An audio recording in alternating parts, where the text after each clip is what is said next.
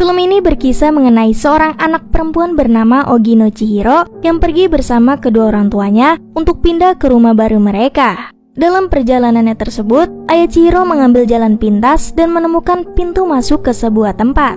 Orang tuanya bersikeras untuk menjelajahi tempat aneh itu, meskipun Chihiro dengan keras menentangnya. Ketika mereka masuk dan menemukan sebuah warung kosong yang penuh dengan makanan, orang tuanya pun langsung menyantap makanan tersebut tanpa tahu siapa pemilik warung itu. Awalnya orang tuanya menawari Chihiro makan, namun Chihiro punya firasat yang tidak enak sehingga dirinya memilih untuk pergi ke sebuah tempat pemandian umum yang megah. Di sana dia bertemu dengan Haku, seorang bocah lelaki misterius yang memperingatkannya untuk pergi dari tempat itu sebelum hari mulai gelap. Chihiro yang mendengar hal itu kemudian berlari menuju orang tuanya. Namun anehnya kedua orang tuanya sudah berubah menjadi babi yang sangat rakus. Dan di tempat itu pun juga dipenuhi dengan roh-roh bayangan yang sedang berlalu lalang. Terlihat juga kedua orang tua Chihiro yang sudah berubah menjadi babi dipukul oleh roh bayangan layaknya orang yang sedang mengusir hewan menjijikan.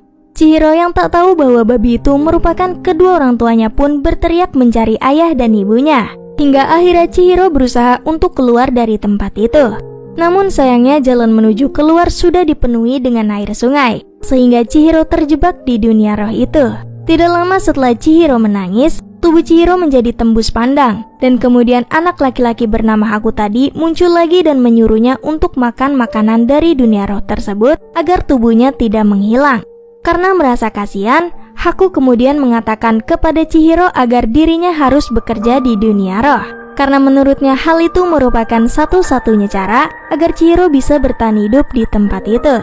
Haku kemudian membawa Chihiro ke sebuah tempat pemandian untuk bertemu dengan roh laba-laba bernama Kamaji. Sayangnya Kamaji menolaknya dan menyuruh salah satu stafnya bernama Lin untuk mengirim Chihiro ke Yubaba, seorang penyihir sekaligus pemilik pemandian tersebut.